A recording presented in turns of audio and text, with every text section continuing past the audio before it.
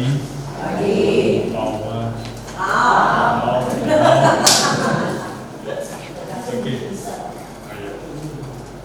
Ya, saya Christian Silas, spesialis ortopedi, spesialis di olahraga. Ya.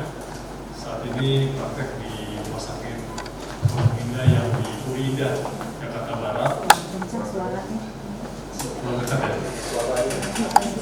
Oke, saya Dr. Christian Silas, spesialis ortopedi, spesialis di olahraga. Saat ini saya praktek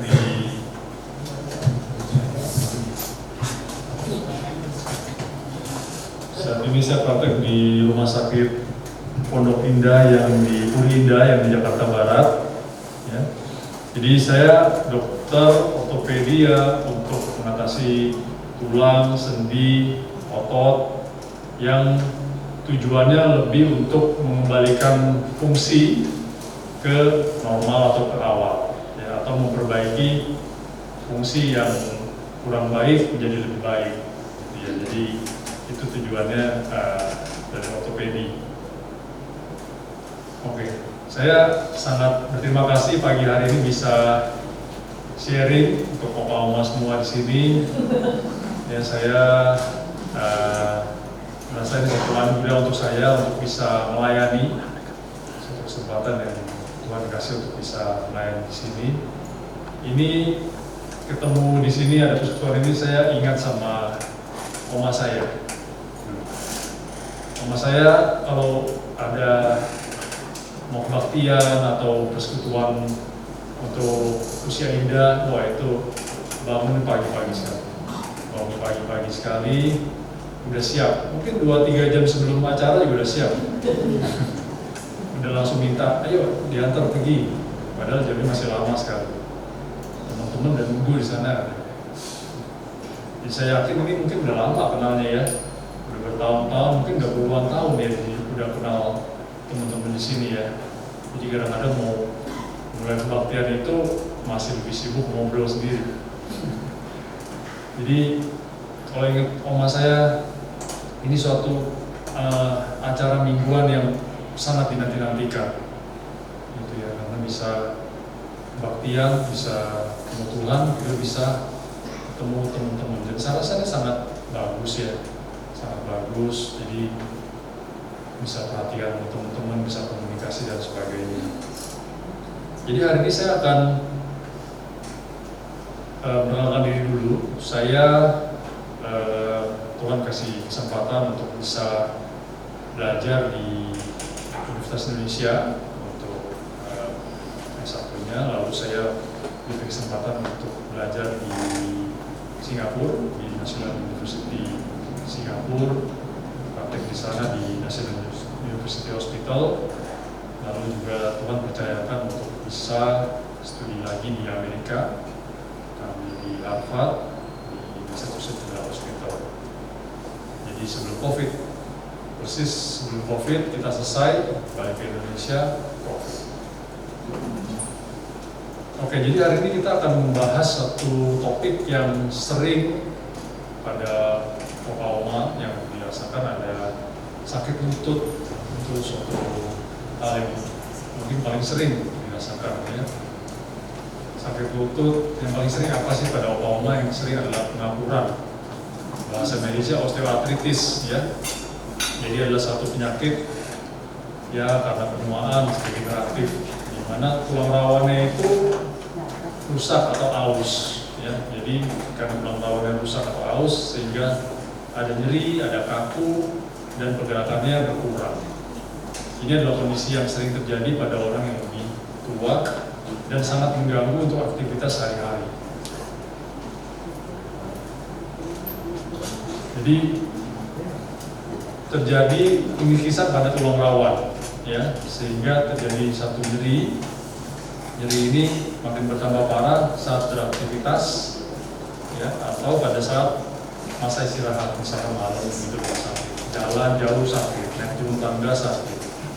Juga ada rasa kaku, ya, terutama pagi hari atau habis aktivitas. Juga terjadi rentang geraknya berkurang. range of motionnya berkurang. Karena kadang-kadang tubuh taji atau tulang muda ya, sehingga lututnya itu jadi pergerakannya jadi minimal. Juga kadang-kadang bisa terdengar suara-suara, ada suara clicking atau suara kayak parutan gitu ya pada saat gerakan lutut. Nah ini adalah concernnya nih kalau terjadi pengapuran lutut yang sudah tahap akhir, sudah stadium 4. Jadi kalau kita lihat di gambarnya, kita bisa lihat tulang pahanya sudah nempel antara yang atas sama yang bawah. Ya.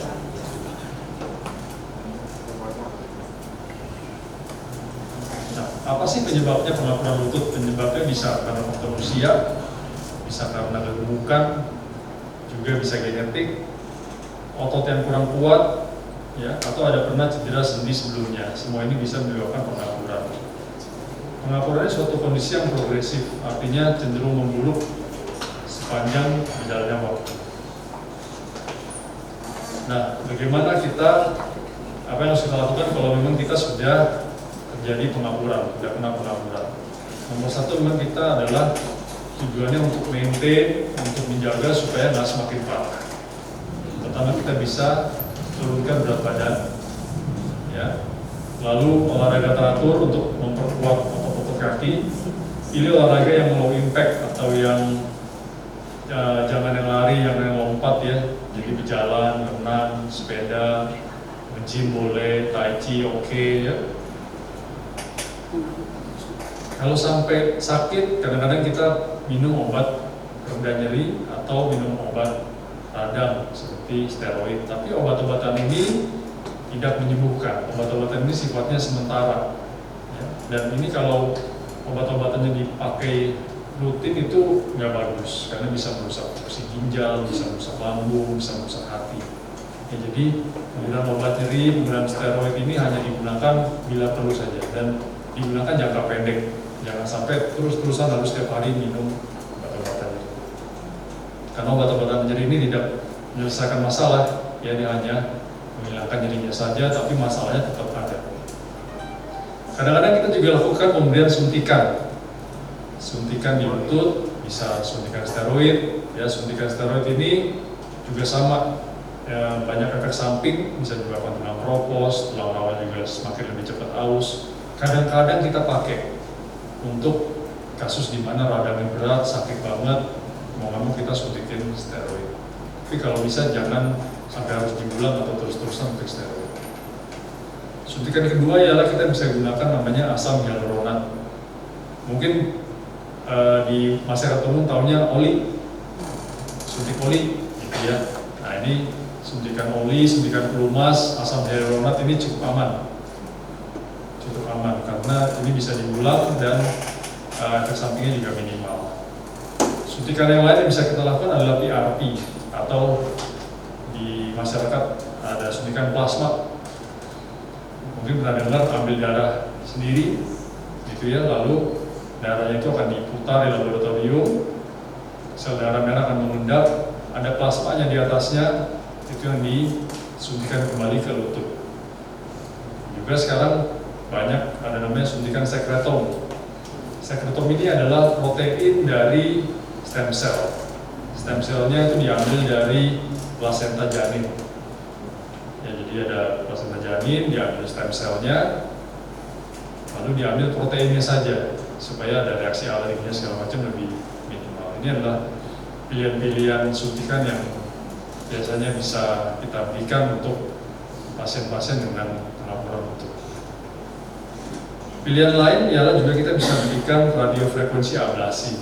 Jadi ini adalah satu teknik di mana dimasukkan jarum seperti jarum akupuntur, ya, dalam ke dekat sarafnya yang memberikan rasa nyeri. Nah, di dekat saraf itu dikasih gelombang. Dengan dikasih gelombang, ada perubahan di saraf sehingga saraf ini kan ada fungsi untuk menggerakkan dan untuk memberikan rasa, ya. Nah, saraf yang untuk memberikan rasa ini dimodulasi sarafnya sehingga rasa nyerinya akan berkurang. Ini biasa bisa bertahan 6 bulan, 12 bulan atau bisa lebih. Nah ini kan terapi-terapi yang diberikan kalau memang sudah terjadi pengapuran.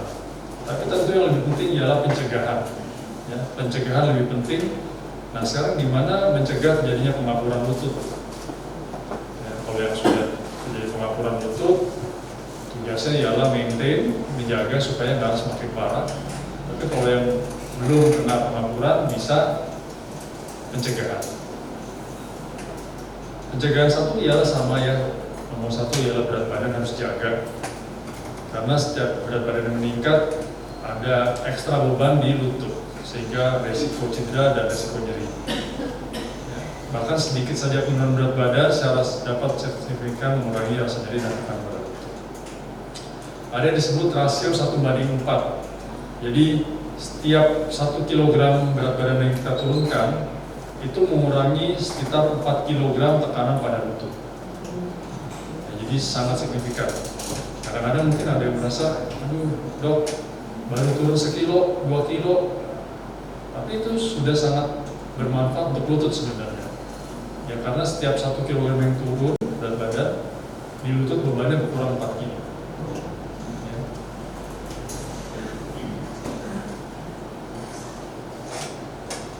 Lalu kedua ialah lakukan olahraga yang low impact, ya seperti berjalan, renang, sepeda statis, ya, tai chi, yoga, itu oke.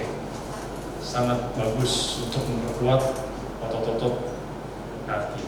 Cuma olahraga yang lompat, lari, itu jangan.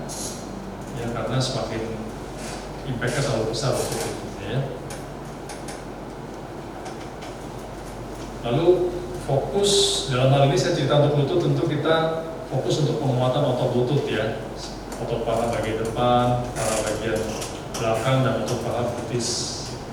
Latihan jinjit, latihan meluruskan kaki, ya. Kakinya diangkat-angkat, squat kalau masih memungkinkan, kalau masih bisa walking, ya, lunges. Tentu latihan ini dilakukan sesuai porsinya masing-masing. Ada yang mungkin yang kuat untuk squat masih kuat, ada yang mungkin nggak kuat ya. Ada yang mungkin duduk saja mau bangun dari kursi nggak kuat, ya itu masing-masing latihan sesuai posisinya masing-masing. Ya perlu lihat, wah si ini umur udah 80, tapi ini masih kuat loh untuk squat. Saya masih 70 udah nggak kuat. Nggak apa-apa, tetap lakukan posisi masing-masing untuk latihan bertahan. Lalu hindari kelelahan yang berlebihan ya. Dengarkan tubuh dan hindari mendorong badan atau lutut melampaui batasannya. Kalau memang capek, istirahat dulu nggak apa-apa. Setelah itu latihan lagi. Lalu gunakan alas kaki yang mendukung. Pilih sepatu yang ada bantalannya, yang ada support cukup baik, yang cukup empuk untuk bisa menyerap dari guncangan ya sebagai shock absorber dan untuk melindungi persendiannya. Hindari gunakan sepatu kaki tinggi atau sepatu-sepatu yang terlalu keras ya, karena itu bikin sakit gitu. Lalu kalau memang ada nyeri lutut, atasi dengan segera. Ya kalau baru awal ada nyeri lutut, bisa dikompres dingin dulu, istirahatin ya. Kadang-kadang mau pakai support, boleh juga, nggak usah dipaksakan. Kalau sakitnya nggak membaik-baik, datang ke dokter untuk diperiksakan, dicari penyebabnya apa dan diobati sesuai penyebabnya. Kadang-kadang kita perlu lakukan pemeriksaan, ya. Kadang-kadang kita perlu ronsen untuk lihat tulangnya, sendinya bagaimana kondisinya. Juga kadang-kadang kita lakukan MRI, ya.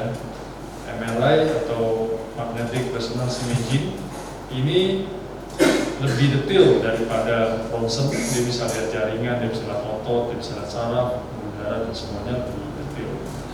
Karena kita perlu lakukan pemeriksaan. Nah di rumah sakit Purida, MRI kita sudah yang 3 Tesla. Memang saat ini sih di Jakarta yang paling tinggi 3 Tesla.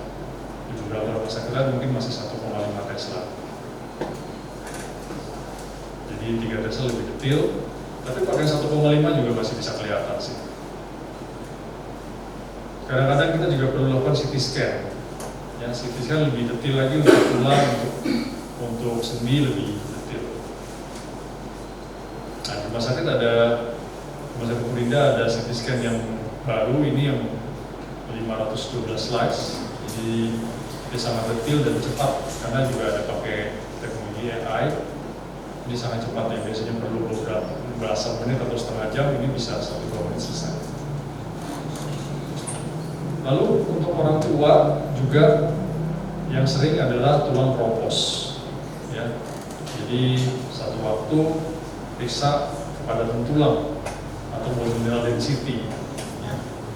Ini alatnya begini, jadi tiduran saja, nanti di scan, ada beberapa tempat yang di scan, bisa di scan pinggangnya, pergelangan tangan dan juga panggul. Hasilnya seperti ini, ya, apakah di hijau, kuning atau merah.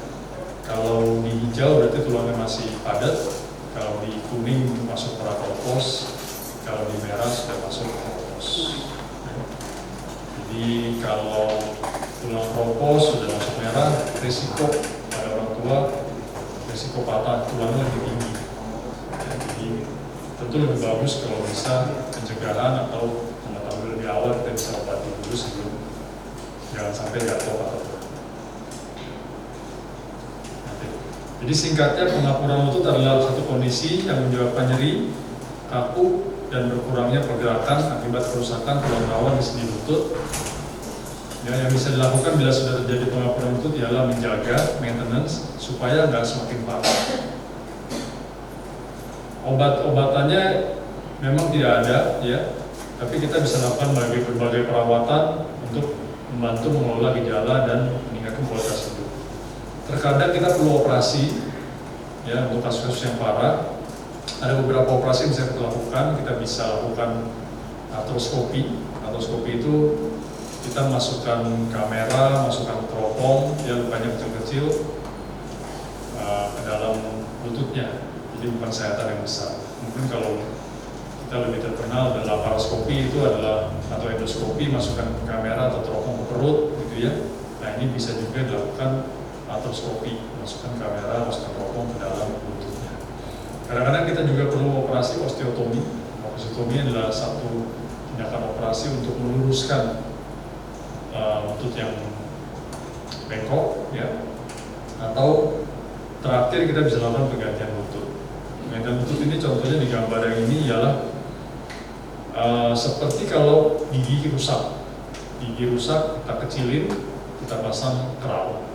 Jadi ini bagian-bagian yang rusak dilakukan penipisan, ya, lalu dilapis ulang pakai titanium.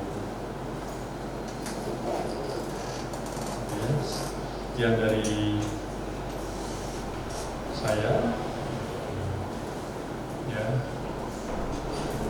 Kalau ada yang mau bertanya nanti bisa kita masuk sesi diskusi. Bapak Ibu Saudara, kita kan tadi sudah mendengar diberikan kesempatan bertanya hanya seputar apa yang dibahas tentang lutut. Jangan nanti bilang, kenapa punggung saya ya, kenapa saya GERD ya, kenapa otak saya, itu tidak ada. Ya, jadi kita hanya bertanya tentang bagian lutut, tulang lutut yang berkaitan dengan apa yang dokter sampaikan. Dan kita diberikan waktu nanti sampai jam 11, ya. Jadi jangan buang-buang waktu. Diberikan setengah jam untuk bertanya. Yang mau bertanya, angkat tangan. Pertanyaannya singkat dan padat. Ya, jangan bertanya nanti nggak jelas. Oke, Pak Alwi mau tanya. Dokter, kalau bicara gender ya, wanita lebih gampang propos atau gimana? Karena saya lihat ini semua yang datang ini wanita. Dua. Nah, biasanya kalau propos itu ya, itu tuh udah usia berapa dong? Kira-kira ya, maksudnya secara umum lah ya. Mungkin berbeda-beda, tapi kira secara umum tuh usia berapa tuh? Udah ada tanda-tanda propos. Baik, Pak Alwi. Terima kasih pertanyaannya, Pak Alwi. Jadi mungkin maksudnya hari ini pengakuran kali ya, Pak Alwi ya. Pengakuran lutut ya. Jadi memang secara data perempuan lebih banyak. Perempuan lebih banyak. Satu karena bentuk tubuh, ya. Terus juga kedua kadang-kadang perempuan lebih kurang dalam segi exercise. Aktivitasnya kurang, jadi ototnya juga nggak sekuat laki-laki. Jadi itu juga satu pengaruh. Membahas mengenai kropos itu juga iya perempuan lebih banyak karena juga perempuan itu ada menopause. Pada menopause itu resiko kroposnya memang lebih tinggi juga pada perempuan dibanding laki-laki. Kalau dari segi usia rata-rata mungkin sekitar 50, 60 dulu lebih tua 70 gitu ya, tapi belakangan ini semakin muda ya, berkaitan dengan satu berat badan ya, mungkin itu. Kedua ialah mungkin orang sekarang nggak terlalu banyak aktivitas seperti orang dulu ya. Orang sekarang lebih banyak dulu nonton gitu ya, nggak terlalu banyak aktivitas, itu juga mempengaruhi sih. Jadi itu saya encourage untuk tetap ada aktivitas untuk kuatin otot ya, jangan terlalu banyak duduk, harus ada jalan ya. Karena resiko pengaburnya lebih tinggi. Pak Ali terjawab nggak? Terjawab dong. Terjawab. Oke, sekarang Panci. Saya mau tanya, kalau lutut kita udah ada masalah, apa baik turun naik tangga boleh nggak? Kalau lutut Oke, sudah ada masalah ya. Sakit nggak? Masih kuat nggak? Jadi Masih kuat. masih kuat ya. Jadi naik turun tangga itu juga sebenarnya satu exercise yang baik untuk penguatan lutut. Jadi kalau kita sekarang ke gym nih, ada namanya stairmaster. Stairmaster itu tangga berjalan. Jadi dia orang yang aktivitas di gym, yang mau olahraga di gym itu dia naik aja tuh, cuma jalan di tangga, namanya stairmaster. Nah, problemnya ialah kalau memang sudah terjadi pengapuran, yang terjadi pengapuran, tentu harus dilihat dulu kekuatannya sampai mana. Kalau masih kuat, boleh. Ya, karena itu suatu latihan yang baik. Tapi kalau memang pada saat naik tangga, turun tangga itu sakit sekali, ya itu kurang. Ya, lebih baik yang lebih ringan dulu di jalan yang datar, atau jalan di air. Kalau ada sepeda statis di rumah, sepeda statis, ya. Lebih safe ya. Tapi kalau mau masih kuat lebih baik ya apa naik turun tangga itu sambil pegangan ya. Tapi kadang-kadang untuk usia keseimbangan udah mulai turun tuh, itu pegangan nggak apa-apa.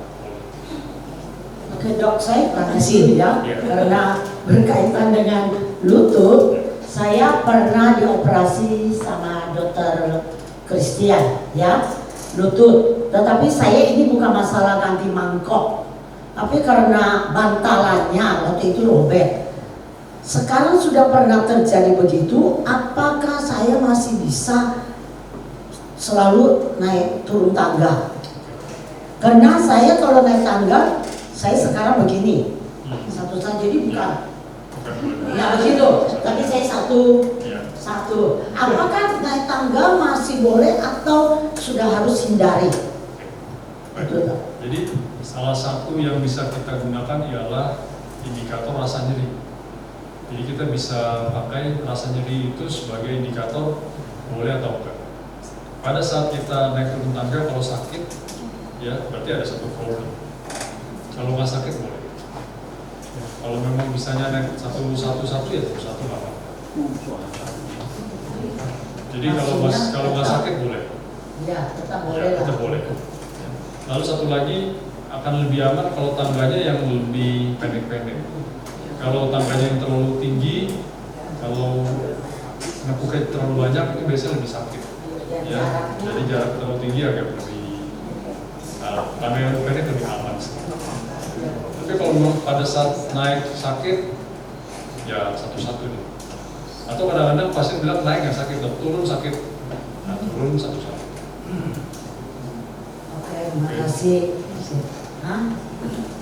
Ijeng. Dia mau tanya apa? Kasih linknya apa? Dokter, kalau usia berapa keropos itu terjadi banyaknya?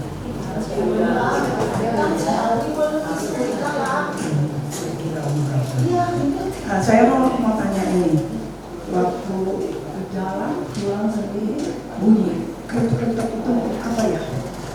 Oke, baik. Terima kasih.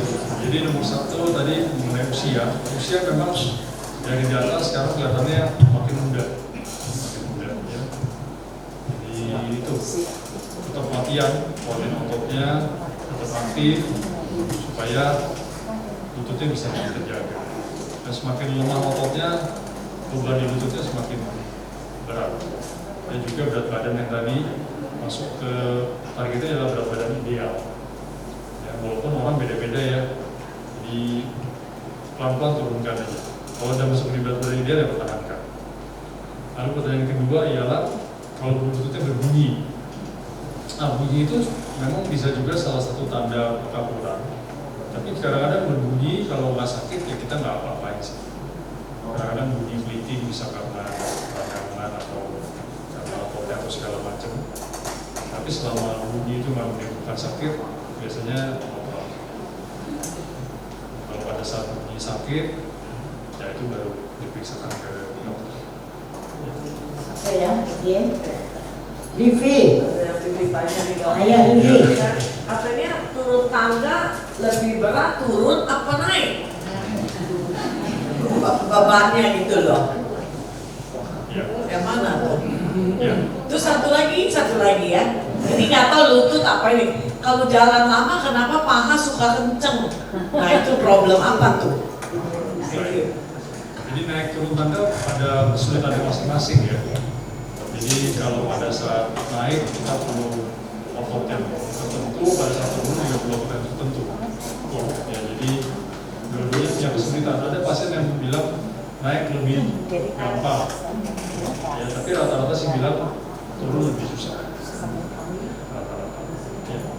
Jadi ada juga yang pada saat turun tangga turun itu mundur.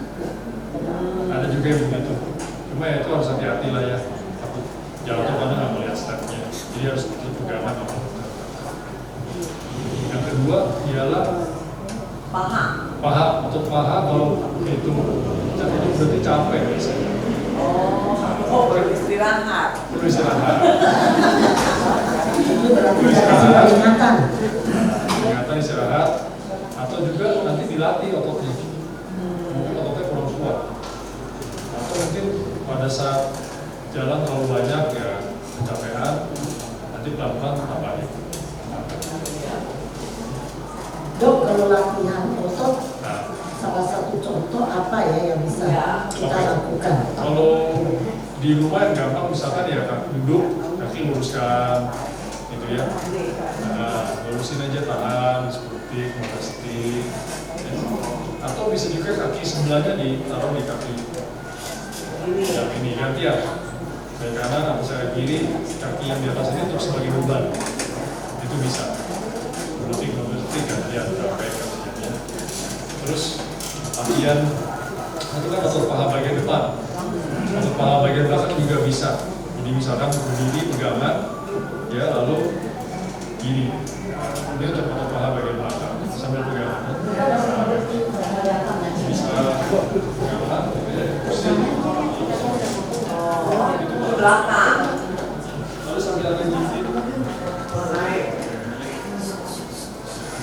Dua kaki kalau udah kuat sambil pegangan ya. Iya. Pusing gitu. Ibu Maria mau tanya. Tanya apa Bu Maria? Dok, saya ini kan anak aku operasi, Iya. ya, mulnya sampai 4 dus. Itu di Singkolos operasinya. Dia operasi kan istilah kita suka bilang ganti mangkos. Tapi dia ini ada pasang mur, katanya ada pasang kayak skru gitu loh.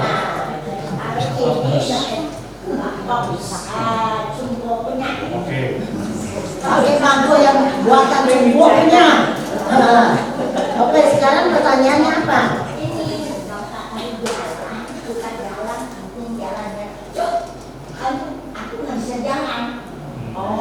berdiri dulu, perlahan gitu. Terus nanti baru jalan. Kalau nggak pakai suntikan, Ya selama ini pakai tongkat sih. caranya itu. Ini yang sebelah kiri yang sakit ya? Iya. Yang bikin dia- Yang ini pakai bangkok. Kayak. Nih. Tuh. Oh, ini ganti mangkok, ini pasang skru. Nah, Oh, main ya. Main ya.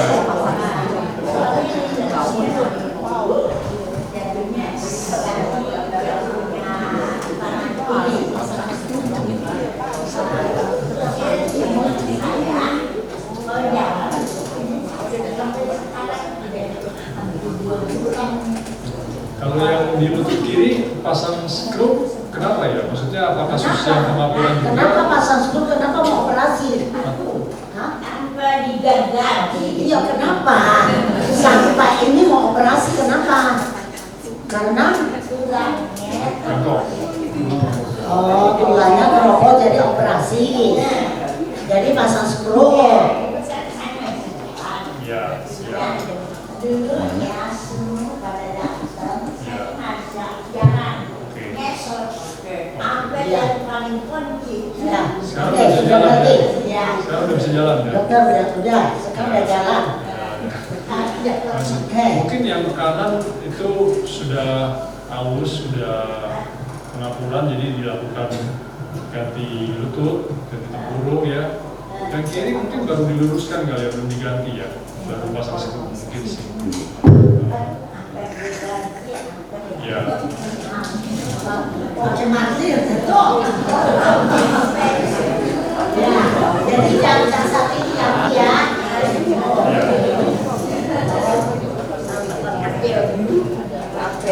Sekarang udah bisa Ada bisa jalan ya, jalan. obat ya, ya. Kenapa segini? Ya.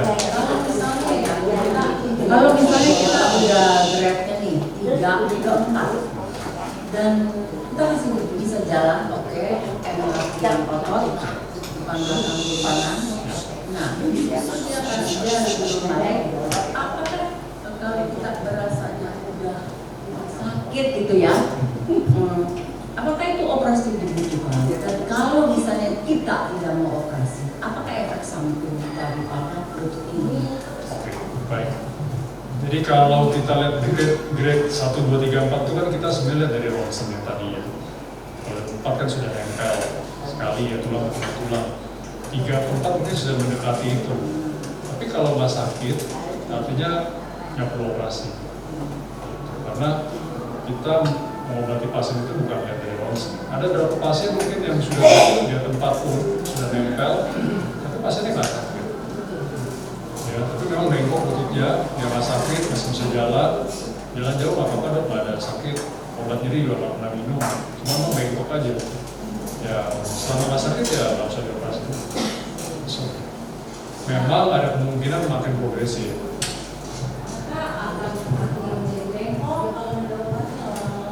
Iya, bisa makin bengkok sih, bisa makin bengkok. Kalau selama nggak sakit dan belakang nggak sakit juga nggak usah dioperasi. So, ya.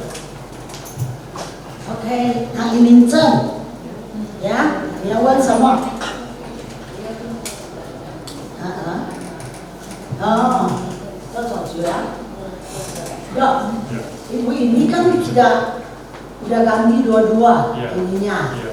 Dia mengatakan ini setelah ganti ini itu bisa bertahan sampai berapa lama? Iya, oke baik. Jadi kita berharap sih sekali operasi bertahan seumur hidup ya, sampai selesai ya. Ya. Hasan dan Kita- Kopisan. Ya, kita berharap sekali operasi untuk seumur hidup sampai selesai. Ya. Cuma kadang-kadang namanya ini kan buatan manusia, bisa juga dia haus, ya bisa juga haus. Jadi tergantung berat badan, aktivitas, ya itu sangat berpengaruh. Tapi rata-rata sih seumur hidup. Walaupun ada data yang 25 tahun, 15 tahun, 20 tahun nggak ada. Tapi rata-rata sih semoga sampai selesai. Hasan dan Kopisan. Udah 8 tahun. Oke lah, ya, Iwan ya.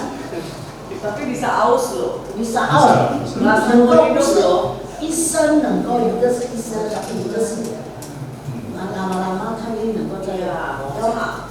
它摩擦了也会开始。还有吉娃娃， Tanya lagi dong, kalau udah ganti stadium boleh jongkok nggak? Jongkok, ya sebenarnya jongkok itu boleh, cuma jongkok itu memberikan tekanan yang besar ke impannya. Gitu. Jadi lebih cepat banyak haus. Jadi kalau memang perlu latihan tekuk, ya latihan tekuknya sama kimura. Tekuk supaya tetap fleksibel, ya. Tapi nggak memberi beban buat jalannya. Ayo. Ya. Jongkok kita jarang-jarang lah jongkok. Oke ya sekarang Chihuahua dulu, ya. Dok mau tanya, ada nggak makanan atau vitamin yang bisa mendapat humas di lutut? Oke. Nah, sama ada 3 pertanyaan. Yang kedua, kan ada masa otot. Kalau jalan katanya kan bisa memperkuat masa otot. Nah kalau kita ada rumor kedengaran katanya terlalu banyak jalan malah mengurangi masa otot kita, benar nggak itu? Terlalu banyak jalan ya. Iya. Ketiga, ada nggak gym yang memperkuat otot kita gitu lagi gym apa maksudnya? Terima kasih ya Kak. Jadi untuk makanan ada beberapa sebenarnya, cuma ini makanan agak susah karena dari penelitian ada misalkan makan jengger ayam. Kita ada makan jengger ayam ya. Jengger ayam itu ada hyaluronic acidnya. Sama kayak oli yang disuntikan ke lutut jengger ayam. Cuma kita mau makan berapa banyak jengger ayam? Jengger ayam, berapa banyak kita makan jengger ayam? Terus seberapa sering kita makan jengger ayam? Jadi memang ada dibuat ekstraknya sih. Ada ekstrak jengger ayam untuk bantu lumas, lumas lutut itu ada. Lalu satu makanan lagi yang sering adalah buah kolang-kaling. Buah kolang-kaling itu datanya makan sehari 5, dia ada efek untuk mengurangi peradangan, ya, sama mengurangi sakit di lutut. Sehari 5. Cuma ya, bisa tiap hari makan apa? Itu ada penelitiannya. Lalu pertanyaan kedua untuk gym, latihan gym. Bagus kalau bisa ke gym ya, kalau masih bisa ke gym, bisa latihan pakai alat, oke. Tapi mungkin kan nggak semua orang ada akses ke gym ya. Kalau nggak bisa di gym, ya latihan di rumah. Nanti bisa cari di Google, YouTube, OA knee exercise ya, OA knee exercise itu bisa banyak latihan. Kalau bisa ke gym, misalkan bisa lakukan leg extension, leg press, hamstring curl, itu boleh, bisa banyak alat-alat. Tapi kalau di rumah nggak bisa ya lakukan OA knee exercise. Cari yang safe, cari yang simple, yang jangan sampai karena latihan malah jadi cedera. Masa otot pada saat jalan ya, harusnya sih enggak ya, kecuali yang tadi Ibu bilang adalah terlalu banyak ya. Terlalu banyak jalan itu mungkin jadi terlalu capek ya, mungkin problemnya di situ. Jadi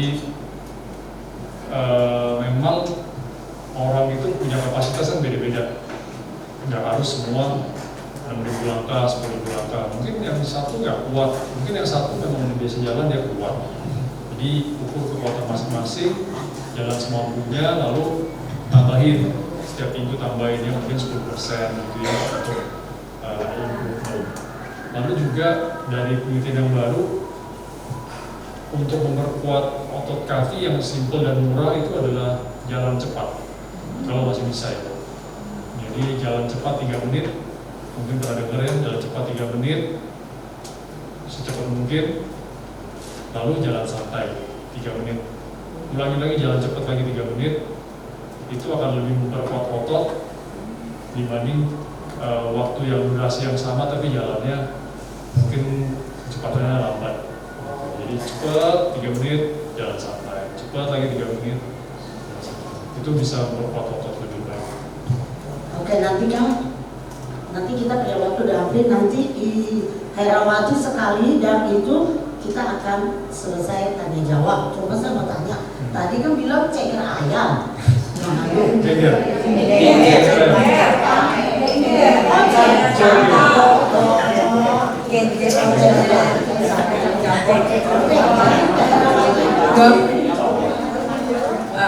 Sorry, saya mewakili yang muda deh. Tuh, tadi kan saya lihat kalau tes di Puri itu BMB masuk ke ini ya. Kalau saya kemarin kebetulan minggu lalu baru habis tes BMB, cuman saya punya hasil kuning. Tolong ya, jangan ngobrol. Saya khawatir alatnya, karena pas saya lihat kok alatnya beda kan. Yang saya tes itu kan kemarin itu karena memang dapat dari rumah sakit, saya disuruh ke sana. Jadi kaki kita dimasukin ke alat itu, dikasih oil dulu terus hasilnya kuning. Angkanya 2. Cuman saya pikir apakah efek karena saya bilang keropos, mulai osteo, apakah efek dari waktu kecil, dari bayi nggak minum susu, terus setelah dewasa juga saya nggak bisa minum susu. Kalau saya minum susu itu hidung saya mampet, nggak bisa, sampai saya melahirkan anak hamil pun nggak bisa minum susu. Apakah itu mempercepat, karena usia saya kan baru 53 ya, 55 gitu, itu efeknya ke keropos lebih cepat atau gimana? Untuk antisipasinya sih saya dokter itu sih, sepatunya ini, berat badan juga harus stabil gitu. Yang saya tanyakan itu ya itu, apakah percepatan keropos itu karena nggak minum susu, dan apakah ada susu yang bisa membantu kita untuk nggak cepat keropos gitu ya, Sisi. Jadi untuk cek tekanan tulang itu ada berbagai alat. Ya, salah satu yang digunakan tadi itu pakai ultrasound, itu masuk kaki ke dalam satu mesin gitu ya. Itu nggak sebegitu akurat sebenarnya. Yang lebih akurat itu menggunakan ini, yang berbaring yang namanya DEXA scan, bone mineral density scan. Ini lebih akurat. Jadi ini juga gold standar di dunia, gold standar ini. Jadi mungkin lebih baik akan ulang lagi tuh. Ya, ulang lagi. Lalu kalau memang ternyata benar di osteopenia, jadi kan usia masih 53. Nah, memang lebih bagus kalau bisa pencegahan. Pencegahan kita tabung kalsium dari muda. Dari muda tabung kalsium. Karena sekitar umur 30-40 itu adalah kita sebut namanya peak bone mass. Itu bone massa tulangnya paling maksimal di situ. Setelah itu akan turun. Nah, jadi satu adalah kalsium.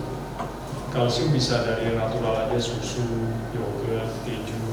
Susu apa yang dianjurkan biasanya, kalau saya lebih prefer susu yang natural sih. Susu yang kayak susu cair gitu ya, susu bubuk sih mungkin nggak usah, susu cair aja, yogurt oke, keju oke ya. Kadang-kadang kalau nggak bisa makan makanan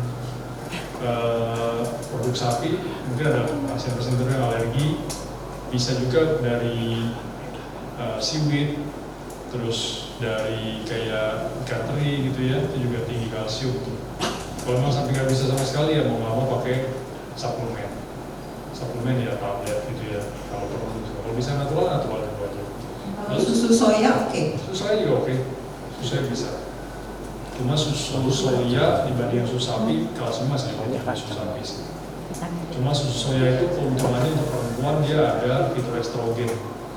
Jadi ada hormon estrogen yang nabati. Nah itu bagus juga untuk apalagi kalau sudah menopause. Ya menopause perlu ada estrogen juga. Lalu selain kalsium juga perlu jemur-jemur ya. Lalu jemur matahari. Lalu perlu exercise juga. Untuk tulang keropos itu perlu dikasih beban justru. Nanti bisa cari di Google, YouTube ya, latihan justru kasih beban, pakai barbel kah, ya, atau kadang-kadang pakai botol aqua, ya, diisi air itu untuk jadi bebannya sebagai pengganti berat. Itu. Ya oke ya. Tadi kan saya bilang ini ibu terakhir, tapi karena ibu Helen pasiennya dokter, jadi kita langsung pesan terakhir akhir. Ibu Helen coba. Ya dok, selalu pagi. Saya mau tanya, ini lutut saya sekarang udah mulai nyeri. Saya dianjurin sama temen itu suruh minum glukosamin. Glukosamin, saya mau tahu bedanya apakah glukosamin sama glukosamin kondroitin itu bedanya apa ya dok? Apakah masih bermanfaat di usia saya yang 70 minum itu glukosamin? Itu aja penjelasannya. Jadi glukosamin biasanya jadi satu dengan kondroitin. Glukosamin, kondroitin sulfat. Campur. Biasanya pakai yang campur aja. Pakai yang campur. Ya. Yang satu lagi adalah suka dicampur dengan MSM. MSM. Cuma kalau ada MSM itu nggak boleh terlalu lama pakainya. Ya, 1 bulan tuh harus stop. Karena MSM itu ada injurinya sih. Jadi kalau mau pakai glukosamin kondroitin sulfat. Nah, tapi penelitiannya glukosamin ini memang hasilnya 50-50. Ada pasien yang terbantu, ada pasien juga yang nggak ada manfaat sama sekali. Jadi kalau ibu coba ibu minum itu membantu, ibu lanjutkan. Tapi kalau rasanya kok nggak minum beberapa botol nggak ada perubahan yang besar.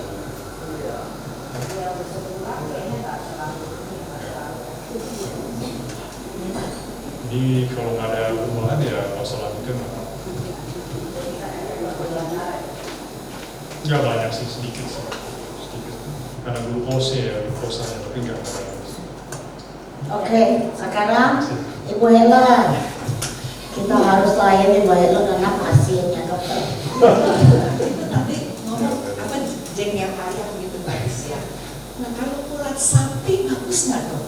Untuk menguatkan otot gitu. Ya, terima kasih ya. Biasanya dari tulang sapi ada beberapa yang membuat ekstraknya itu biasanya ambil kolagennya, ambil kalsiumnya sih boleh aja. Bovine ini boleh. Oke. Karena kita melihat ya dok, kayaknya ada yang gini. Kita perpanjang sedikit ya.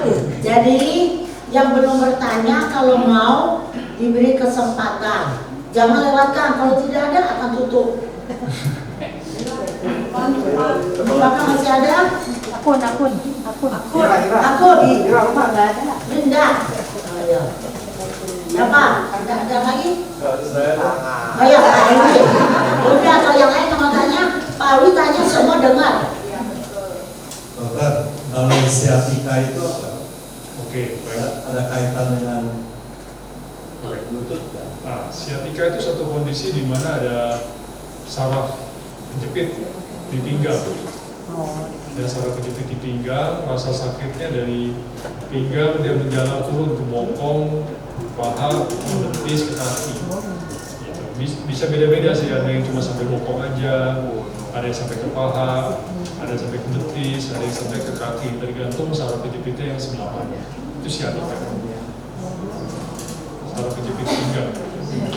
tindakannya apa dokter? Nah, siatika bisa tergantung derajatnya. Kita bisa mulai dengan pemberian obat-obatan. Ini obat saraf, lemas otot, vitamin saraf, obat nyeri saraf, ya. Juga bisa lakukan exercise dulu. Nanti bisa cari sciatica exercise, ya. Bisa berenang dulu, bisa lakukan plank, side plank, bird dog, child pose, untuk stretching begitu. Stretching dan penguatan. Konsep juga bisa bantu, apalagi awal-awal. Nanti kalau memang itu sudah dilakukan masih sakit, ya baru kita bisa lakukan tindakan lain. Misalkan kita bisa laser, kita bisa foraminal block. Itu bukan operasi ya, hanya masuk jarum aja, suntik. Kalau sampai nggak baik juga, kita bisa lakukan endoskopi yang sekarang lagi populer. Ini best by endoskopi untuk pakai bola robotik. Oke, makasih. Yus itu sama siapa sama Kami memulai sampai kami berdua. kolagen kedua. ya Bisa. UC itu kolagen, ada vitamin C-nya. Ya, kalau Cialox dia isinya Boswellia sama itu jadi ayam itu. Ya, hyaluronic acid sama Boswellia. Dua-duanya untuk vitamin C. Dua untuk vitamin C. UC boleh, pakai Cialox boleh. Iya. Untuk olinya. Salah satu. Oke ya, masih siapa? Si Huang. Berapa? Kan tadi udah ya. Dinda ya? Oke. Nah, kan tadi udah ada yang banyak.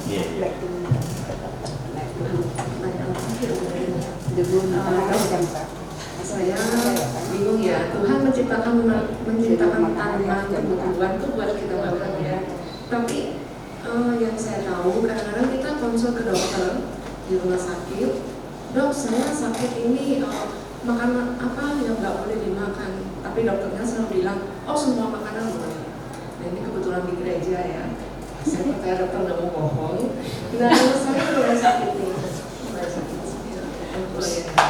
Terus saya ngerasa kalau makan toge kok sakit ya dok? Gitu. Makan toge sakit, terus makan apa lagi? Enggak sih, kalau aku enggak. Beda-beda ini orang beda. Sawi pahit juga kayaknya bisa. Gimana itu? Kita nggak boleh makan gitu dok. Oke. Iya. Jadi kenapa bisa? Jangan apa yang bikin dia? Kalau dari segi nyeri lutut memang ada berbagai penyebab gitu ya. Misalkan kadang-kadang bisa asam urat atau ada inflamasi meningkat, peradangan meningkat gitu. Nah, makanan-makanan ini kadang-kadang di orang tertentu bisa menyebabkan peningkatan dari inflamasi, faktor-faktor peradangan yang meningkat. Nah ini memang berbeda-beda antara satu orang dengan orang lain.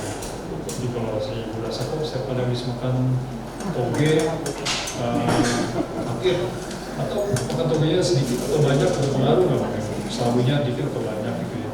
Kalau makan sedikit aja nggak sakit ya makan sedikit aja. Kalau makan sedikit aja pun sakit ya mungkin itu dihindari. Ya. Ada mungkin yang makan kangkung sakit, ya hindarin aja. Gitu. Kan bisa ganti sayur yang lain gitu ya. Jadi kalau ya semua orang bisa merasakan hal yang sama soal spesifik.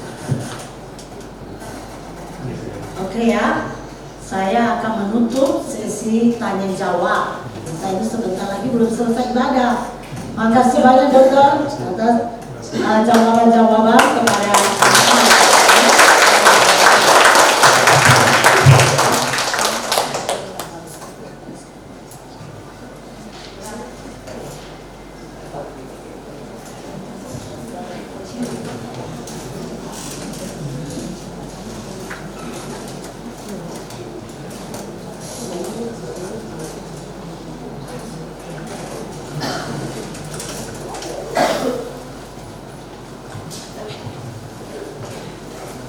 saya mewakili Komisi Sidang Anak mengucapkan terima kasih kepada Dr. Christian Silas di tengah-tengah kesibukan dokter, sangat sibuk. Saya kok pergi juga karena antrinya lama. Ya, jadi memang sangat sibuk, tetapi dokter mau meluangkan waktu untuk kami jemaat di GPBRI yang hari ini sudah memberikan banyak penjelasan ya, banyak pengetahuan tentang lutut. Biarlah setiap kita yang hadir pada pagi hari ini kita terapkan supaya nggak sakit lagi ya. Karena di jemaat GPBRI ini banyak, ada beberapa pasiennya Dr. Christian Silas ya, ada beberapa. Sebentar nanti jam 5 dokter akan lakukan tindakan operasi untuk Ibu Yenlan yang kemarin itu jatuh, jadi tangan patah, kaki juga patah. Sebentar sore kan jam 5 ya akan adakan tindakan, kita akan berdoa supaya Tuhan berikan hikmat kepada dokter dan tim operasi berjalan baik, Cinyalang boleh kembali melayani yang bisa beribadah kepada Tuhan. Sekali lagi terima kasih Dr. Christian Silas untuk waktu yang sudah diberikan kepada kami, dan juga terima kasih kepada Pak Rizky yang selama ini yang selalu kita kontak melalui Pak Rizky. Hari ini juga kami terima kasih Tuhan